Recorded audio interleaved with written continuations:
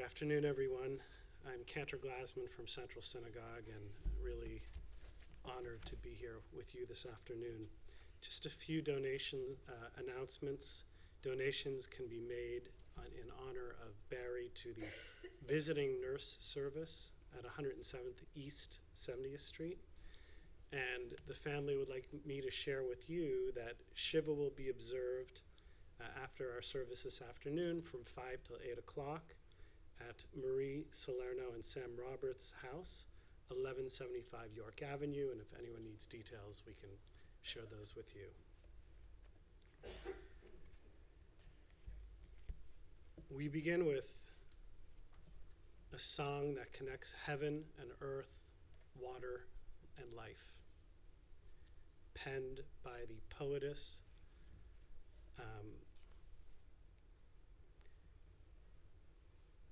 it is both in Hebrew and in English, and it was written behind enemy lines by Chana Senesh. Eli,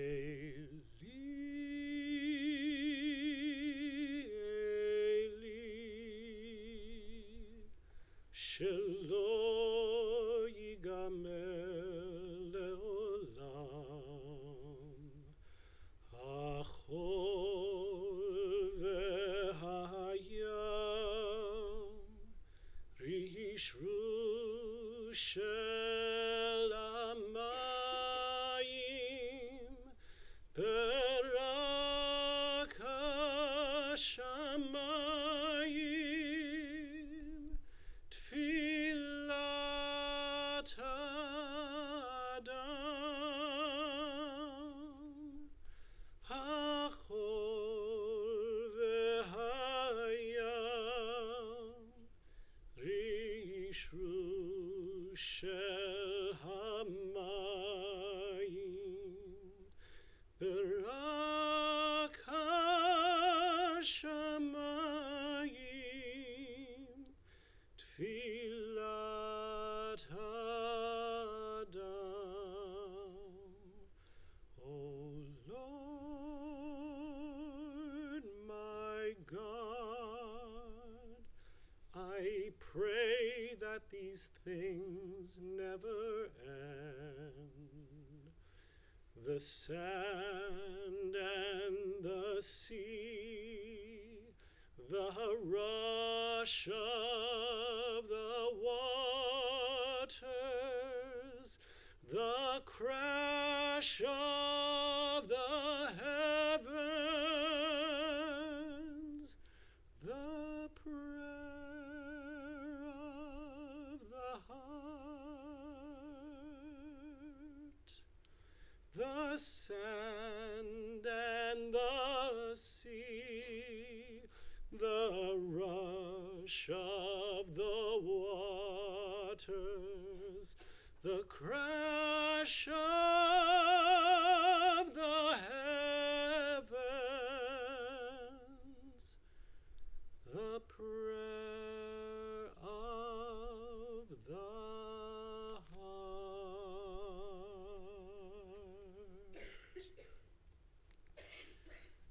Birth is a beginning, and death a destination. And life is a journey from children and childhood to maturity and youth to age, from innocence to awareness and ignorance to knowing, from foolishness to discretion and then perhaps to wisdom, from weakness to strength or strength to weakness, and often back again, from health to sickness, and back we pray to health again, from offense to forgiveness, from loneliness to love, from joy to gratitude, from pain to compassion and grief to understanding, from fear to faith, from defeat to defeat, until looking backward or ahead, we see that victory lies not at some high place along the way, but in having made the journey stage by stage, a sacred pilgrimage. Birth is a beginning, and death a destination, and life is a journey, a sacred pilgrimage to life everlasting.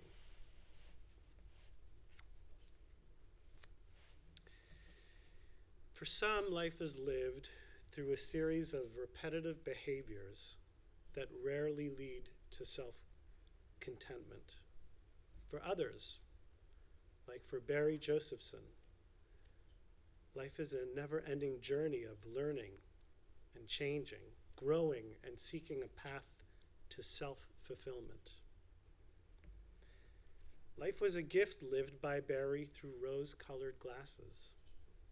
And today we honor Barry's path, his sacred pilgrimage, through the memories of those who knew and loved him. And we honor Barry within this sacred space, within this community of family and friends. Barry was born in Brooklyn to Ann and Abe Josephson. He and his sister Harriet were raised in Rockaway Beach, and life in their home was loving and painful, bitter and sweet. And their relationship has deepened wonderfully over the last years and decades. Barry was gifted with a keen intellect and a love for learning. He studied at Brooklyn College and was awarded a master's degree from Berkeley and a PhD from Peabody College. Barry became a first-rate clinical psychologist who went into private practice well before it was en vogue. His professional success was not surprising. Barry was an intelligent man gifted with an eye for detail and innate ability to sift through complicated situations and find clarity. He was an effective problem solver and a compassionate personnel manager who excelled in building his practice through compassion, care, and ingenuity. He was also an entrepreneur whose end goal was helping people. To this, he was extremely effective, and he was able to treat the most unusual of patients, like the woman who claimed hysterical blindness who magically could see, to the tough athlete who had trouble managing his young children, and everyone in between. In a sense, Barry was a guide to everyone who knew him. Perhaps he was a guide to one of you or many of you. Anyone with a problem to sort out would eventually reach out to him and often ended up on his couch. In his personal life, Barry loved Dixie from the moment he met her. He was taken by her inner and outer beauty. He finally found someone who could really make him laugh. And he knew that he was committed when he found himself budgeting for Dixie's clothing allowance. Dixie, you and Barry reveled in over 50 years of beautiful, real, blissful marriage. What a gift you were to his life. Dixie and Barry were blessed with the births of Braden and Mark, and the Josephson family laid roots in Providence where these boys were raised. Braden and Mark were raised by a father who was a leader and a teacher, a guide and a mentor, and also a playmate. And though Barry worked long hours, he enjoyed playing with his sons. Perhaps it was ping pong, perhaps it was something else. And later on, he enjoyed his habitual Tuesday night phone calls and dinners, as you'll hear about, and certainly enjoyable family vacations. Mark shared with me that on their trip to Italy, he felt a passing of the torch as they had to get in a car that was manual, driven on the opposite side of the road. Mark was the driver. And when Braden attended college, Barry purchased and studied the same textbooks that Braden had just so that he could support his son academically. And when Mark built his own business, Barry was there to guide him as a mentor and father.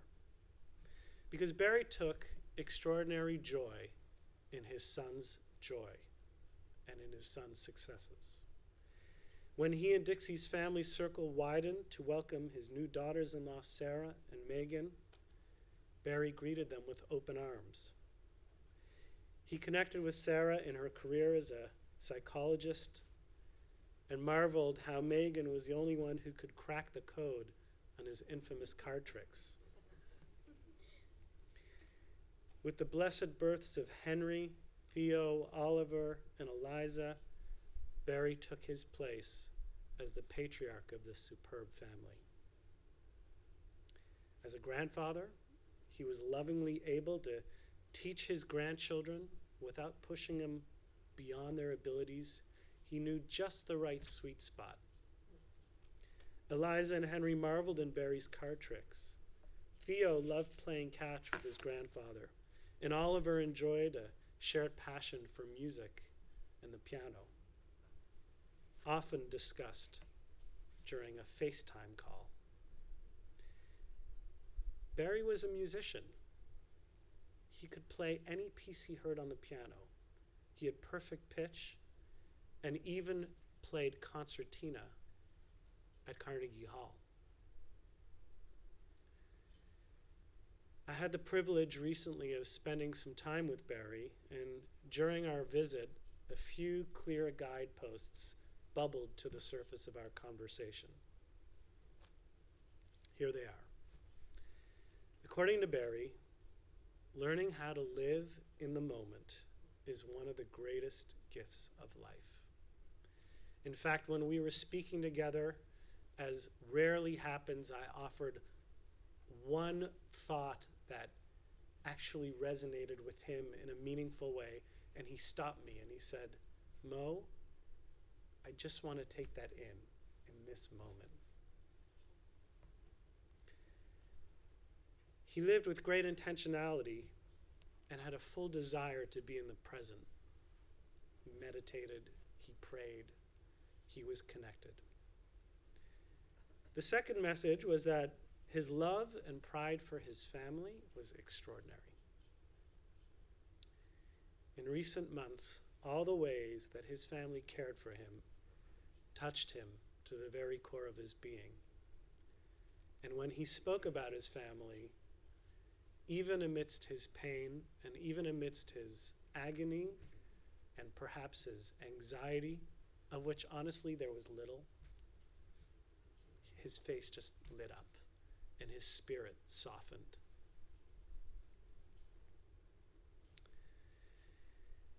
We often hear about how daughters will look after us in our old age. And as a father of two, I'm particularly sensitive to that. I have two sons.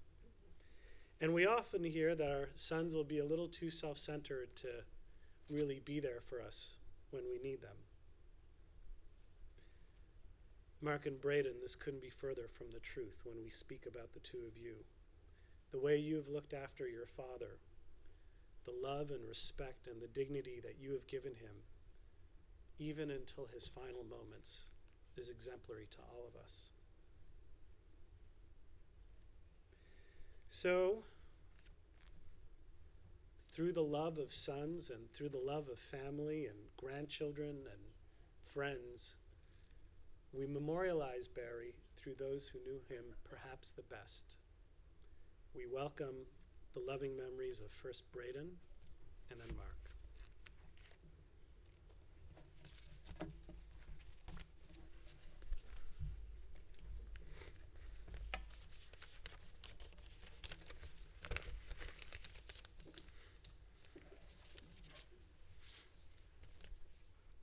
As you're traveling through your life, you never really plan to say a final goodbye to your dad. You have a daily sense of comfort and constancy that he will always be there for you and your family. When we recently dropped Eliza off to sleepaway camp for the first time for a month with little or no ongoing contact, we hugged her and said goodbye, and we had a certain sense of sadness mixed with a little loss of childhood, but I also had a sense that she was moving on and in a way seemed almost predestined. We also knew that she would be with us again soon, and that was comforting. Today I want to say that we are not saying a final goodbye to our dad. Instead, we know that he's moving on a way that is also predestined. We can take comfort in knowing that he will always be with us, in our hearts, in the eyes of our children, his grandchildren, and with the woman he adored and shared more than 50 years of his life, our mother Dixie. My dad was so proud of his family. He was able to see his sons grow up, get married, have children, his grandchildren, and find careers that they were passionate about. He was a trusted advisor and mentor. Even as he struggled with how to deal with the thought of dying, he set an example for all of us in focusing on the now, and taught us how to keep our minds from wandering to negative thoughts that were out of his and our control. As I think back through the years, I remember so many warm and happy moments that we shared with him. He was an experienced sailor and took our family sailing many summer days when we were younger in Narragansett Bay in Rhode Island. He was an expert ping pong player and got a chance to teach these skills to our daughter Eliza, who now has a wicked slam, a super slice, and a great backhand. He was an entrepreneur who established and maintained a successful psychology practice that helped countless children and their families. He was a pioneer in the diagnosis and treatment of attention deficit disorder, both in children and in adults. He was an amazing swimmer who lifeguarded in Rockaway Beach before the fish taco stands and hipsters moved in. He loved technology and all things electronic. He was a classic first adopter. He received so much joy from being one of the first people to get a new device and to figure out how to use each innovation to improve his life, and always wanted to share what he had learned with others. Most recently, he got an iPhone 6 Plus, and he loved to call my brother and me to talk about the new features he had figured out. When the Apple Watch came out, he had to have one and wanted my brother and me to have one too, so that we could explore and communicate with them together. He also loved to read, and particularly loved spy novels and tales of political intrigue. There are so many stories and anecdotes to share, but there's one that has been sticking with me these past few days that I'd like to share with you from a conversation we had just a few weeks ago. We were talking about how in graduate school there was a day that he was feeling particularly stressed out, and he reached out to God and asked him for comfort and for a sign that he was with him. At that moment, as my dad told us, a beam of light came through the window and shone down on his arm. When the light field felt warm and appeared, he knew that God was with him, and an overwhelming sense of peace and calm came over him. I told my dad jokingly that when he crossed over, well, not jokingly, but in a joking tone, I said, I expected a sign from him to let us know that he was okay when he passed on. But I also made it clear that a beam of light would not suffice. I needed an email or a text message or some form of electronic communication. My dad, not missing a beat, laughed and agreed. He said, I'll send a message to your Apple Watch. Dad, I'm waiting for the message. I look forward to talking to you again soon.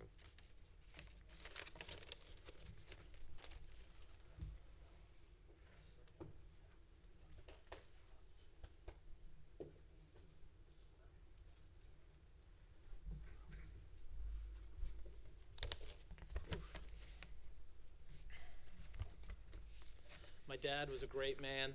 He was great in so many ways. Talked about some of them. Of course, he was a phenomenal psychologist. If you knew my dad and you had a problem, you'd call him and he would help you. And so many of us have done that through the years.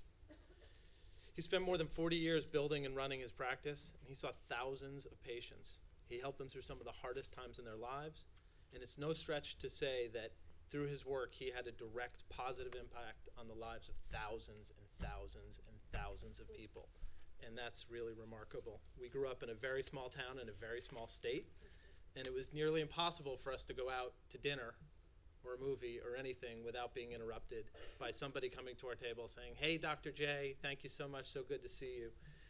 After which we would all categorize each of the people with CP, current patient, FP, former patient, or perhaps our favorite, the STBP, the soon-to-be patient.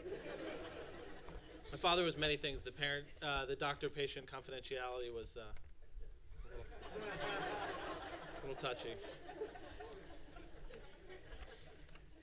What many people may not know about my dad is that he was raised by, let's just say, a difficult father. And it was a struggle for him early in his life. And before he got sick, if you would talk to him about what he was proud of and what he had done, he would say by far the proudest he is that he was able to break the chain and be able to become a loving and caring father. And that was not an easy thing if you don't have that model. And he did it. And he was so proud of that. And we're so thankful for that. He taught my brother and me to do so many things.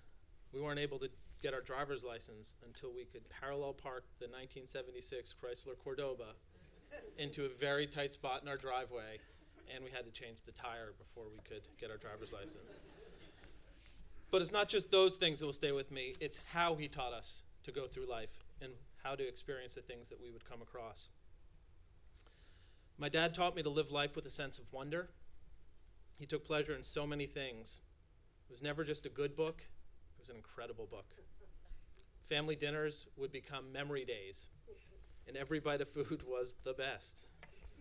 I remember him fondly saying, "Can you believe they'll deliver these seltzer bottles to your house?" I mean,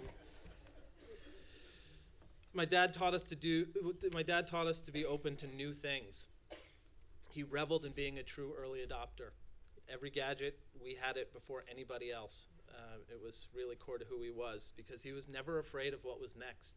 He embraced it at every opportunity. He was excited about sharing those passions, and if you happen to see him after he got a DVD player before they came out, the first TiVo, a laser disc player, cable TV, Sonos, iPhones, Apple Watches, reel-to-reels, headphones, no matter what it was, my dad had it first, and you were going to hear about it and how great it was. I think I know my brother, and we would always get 3. One for Braid, one for me, and one for mom and dad, so we could experience them together. My dad taught us to be self-sufficient. He raised my brother and me to be independent. He always supported us explicitly as we began new and different experiences, and he knew that our careers, our amazing wives, our adorable children, great friends and families were his ultimate success. He really took joy in knowing that we, for what it's worth, became who we are today.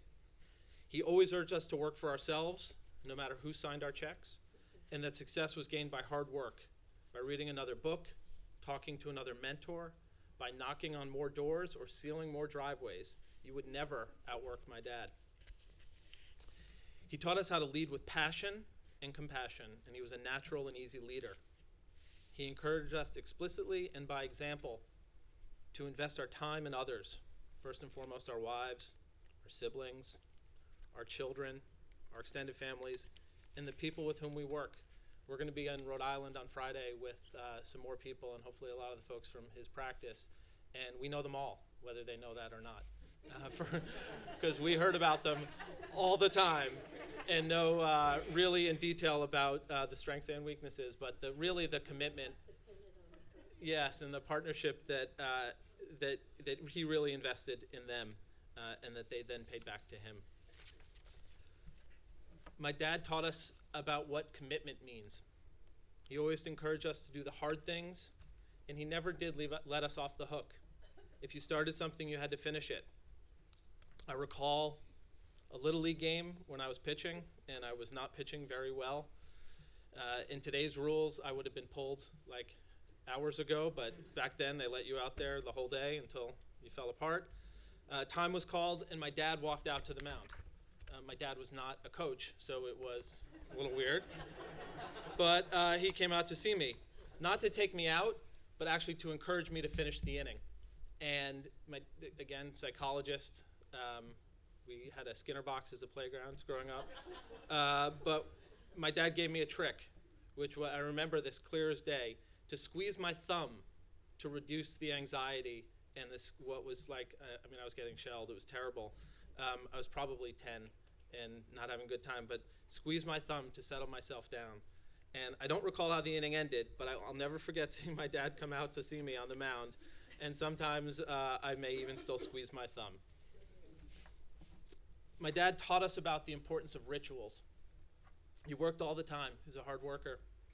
But Tuesday nights for him were sacrosanct. While we were living at home and when Mom had gone back to work, Braden and I had dinner with him every Tuesday night. He would leave work, stop at Excellent Pizza in Warwick, Rhode Island, pick up 2 large tuna grinders and 1 small cheese pizza, and the 3 of us would sit at the dinner table and talk every Tuesday night. When Braden and I went off to school, he began the ritual of calling us every Tuesday night. Some of those calls lasted 5 seconds, some lasted an hour or 2.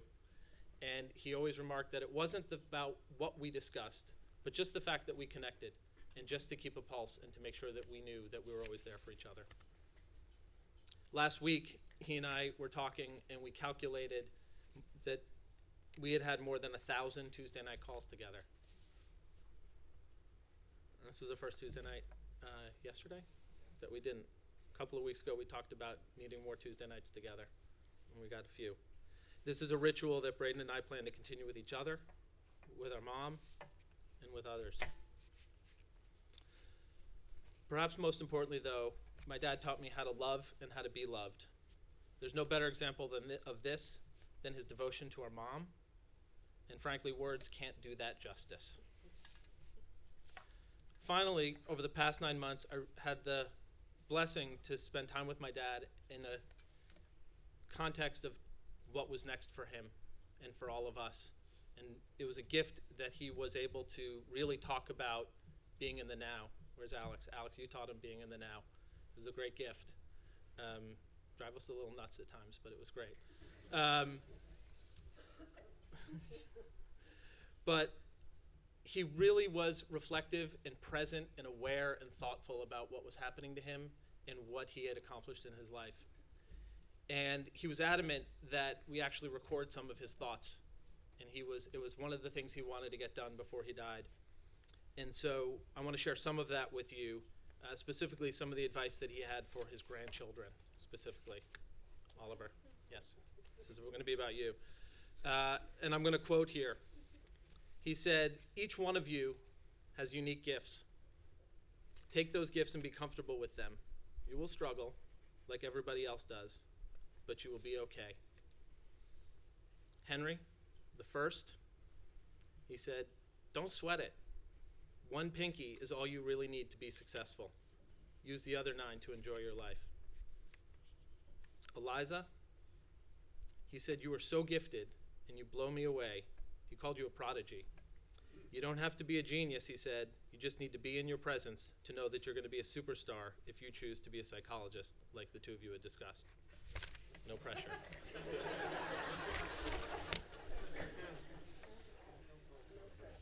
Theo, your grandfather said that you were one of the strongest and kindest people he knew. You've learned things early in your life that most people never learn. And this gives you a tremendous head start, and you're going to do so many great things. Oliver, OJ, he said, "Very few people are blessed with a joy-emitting gene. It's contagious. It's like your grandmother's sense of